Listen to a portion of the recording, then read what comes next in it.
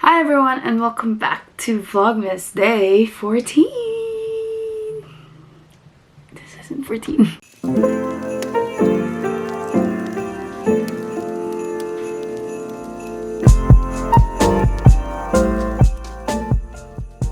Okay, so for today's vlog, I'm doing another sit-down vlog just because my back is really hurting me and I was planning on doing something outside because it's actually really nice out, but my back hurts so much that I can't go outside. For today's vlog, I wanted to talk about something super personal and super uncomfortable for me to talk about, you could say. Pero like, I don't know, I guess I just want to get it out there. And it could, I don't know, help people or give some hope to other people, or however you want to view this vlog. I guess I just want to share my experience about it. So I wanted to talk about depression. I want to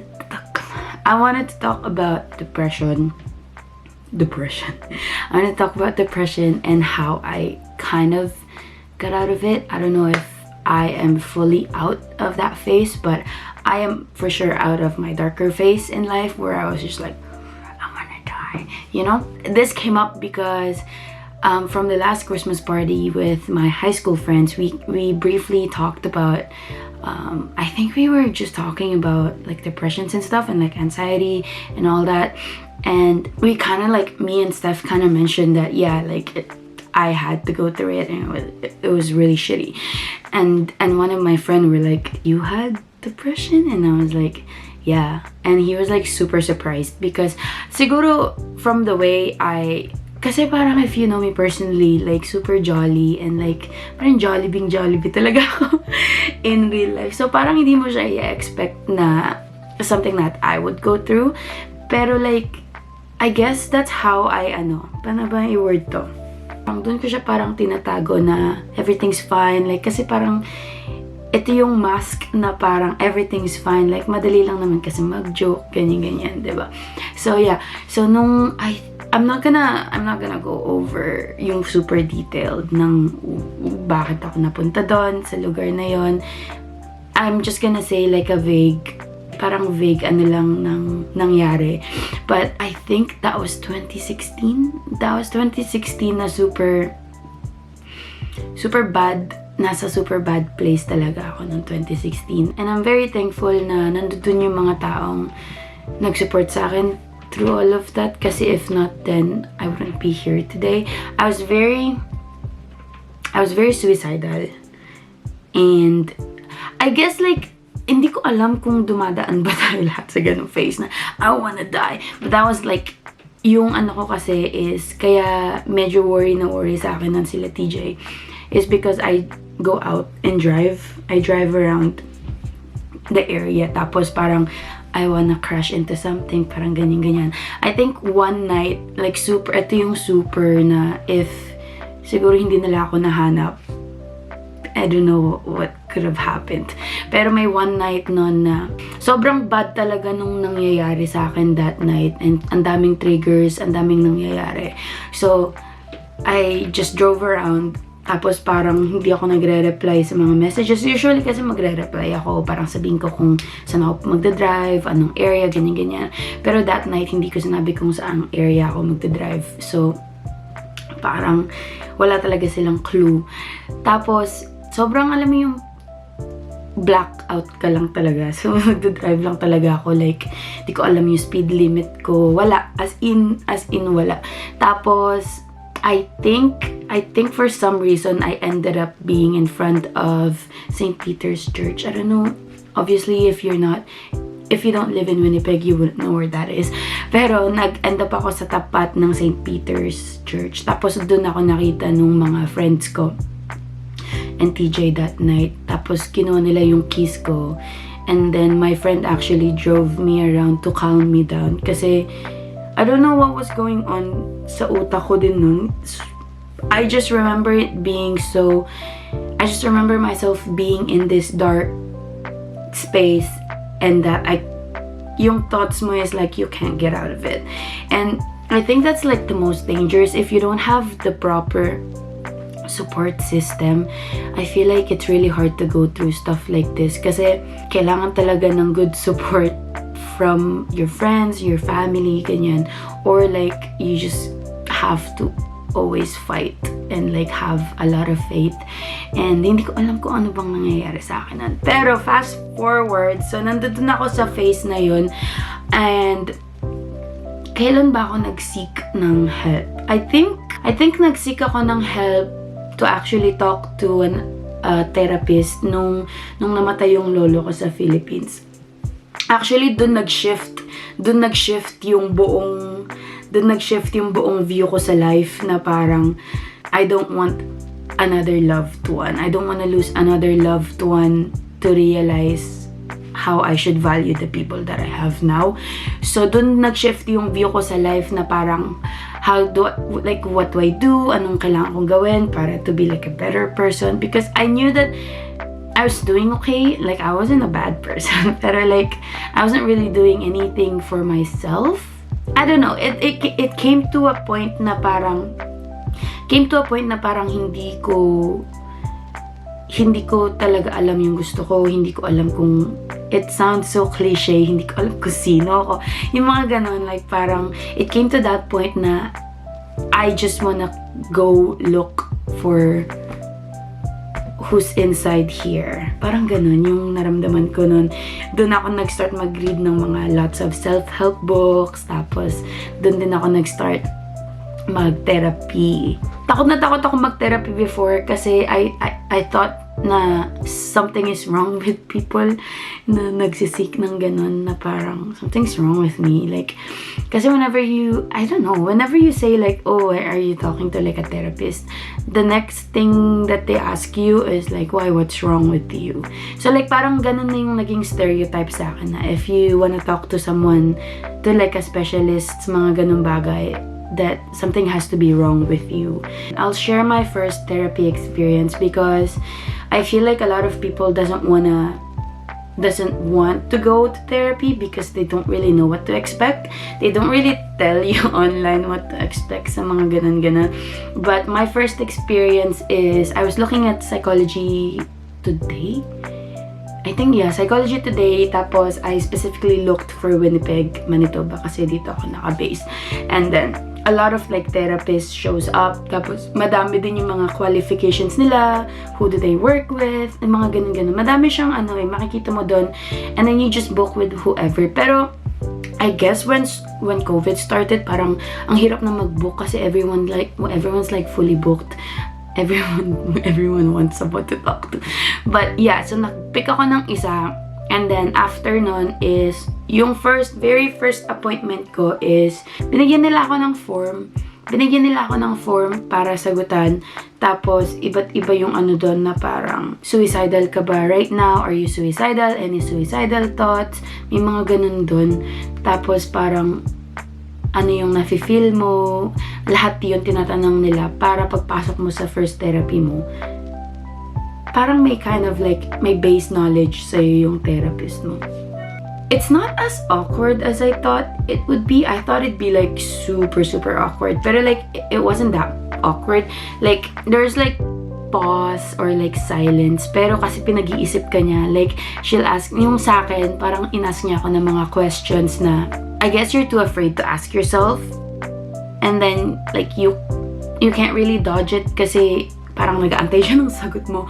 So, like, they ask you questions that actually gonna make you think.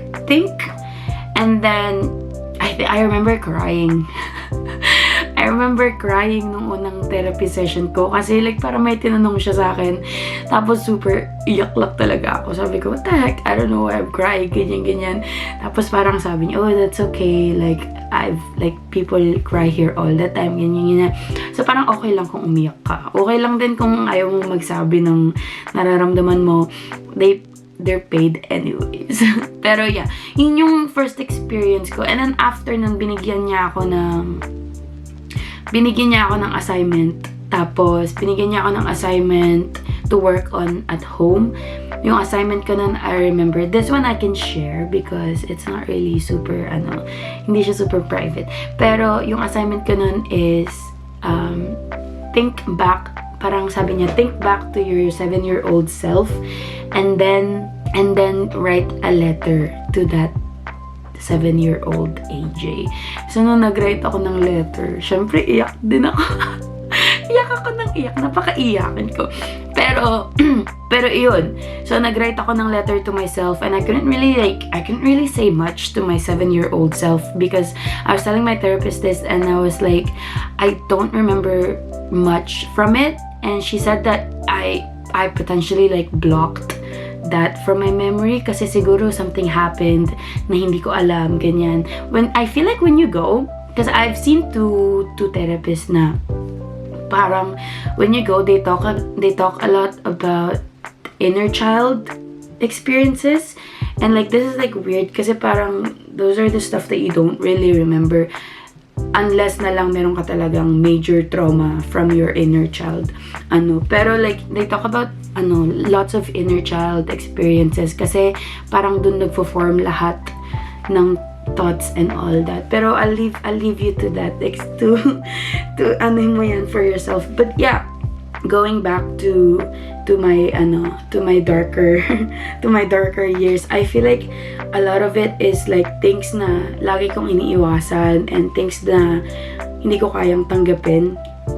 So parang lagi ko lang, pag naiisip ko siya, lagi ko lang siyang pinupush back. Kapag nagre-resurface pag may nagtitrigger doon and nare-resurface yung feelings, hindi ko alam kung paano i-handle kasi lagi ko lang siyang pinupush back.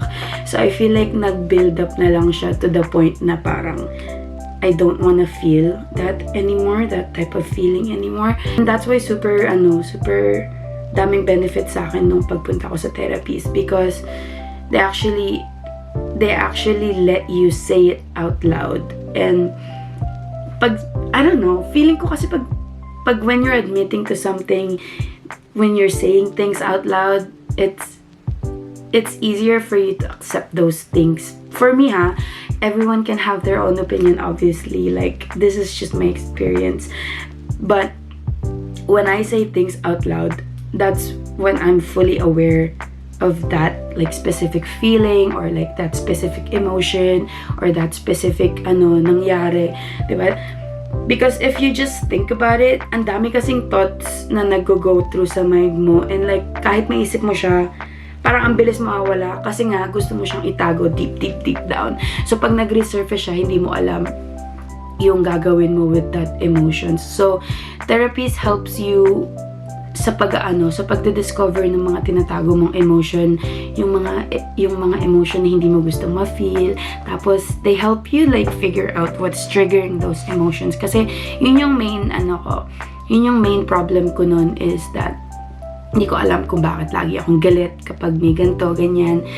I guess the only lesson of this vlog is that whenever you feel like you're going into that darker phase of life, I feel like I was able to go through it because I was very like communicative of what I need. Like I would tell TJ what I'm feeling.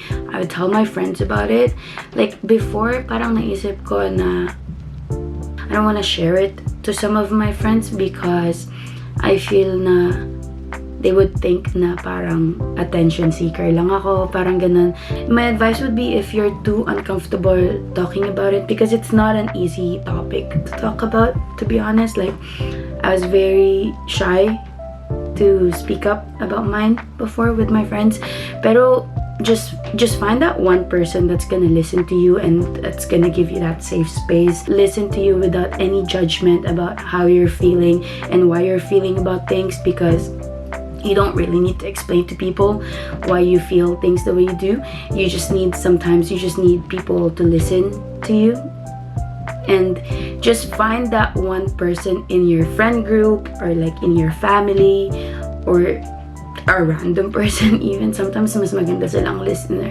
Pero yeah, just find that person and then once you just get it out there, feeling ko the first one is the hardest one, and then once you get it out there with that one person, it's gonna be easier to talk about it with another person that you trust, with another person that you want their advice on, or like ganun. You get what I mean. And then second advice ko from this topic is if you have access to therapy, take it.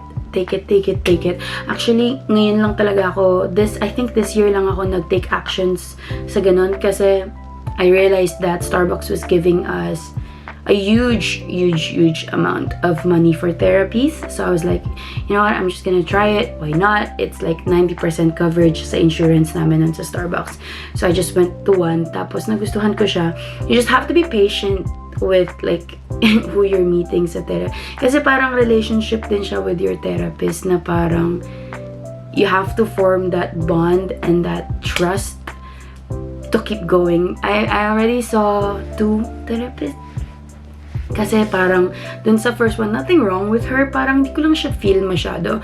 Tapos yung sa second one ko, I like her better because she asks more questions, more specific questions. Tapos may ginagawa siyang emotion wheel in the beginning of the therapy and then after nung session. Parang iyaano mo lang, ipo-point out mo lang yung nafe-feel mo that exact moment. And I like that kasi it makes you think. Parang napapractice ka na parang i-identify ko ano yung emotions na nafe-feel mo at the moment. So, that's why I like it. Pero yeah, it takes a lot of time to find the right one. And you just have to have that patience and that faith na mahanap mo din yung right therapist for you. Ayun, I just wanted to share this experience that I've experienced before, and hopefully it helps other people na to know that if you're experiencing it right now, you're not alone, and I've been there and I am rooting for you. But yun lang guys, that is all for today's vlog. Hopefully tomorrow is mas anong topic. Parang ang ano nung topic natin today. Pero I don't know, I feel like hindi kasi yun alam ng tao about me. So you just learned something new about me. But yeah, if you want to talk more about this topic, obviously, like, don't be shy, mag-reach out sa akin. I'd be happy to share more detailed nung experiences about done, and I could be your listening ear. Malaki naman yung tenga ko. That is the end of today's vlog. I hope may nakuha kayong konting aral. But yeah, thank you for listening, and I'll see you guys tomorrow. Bye.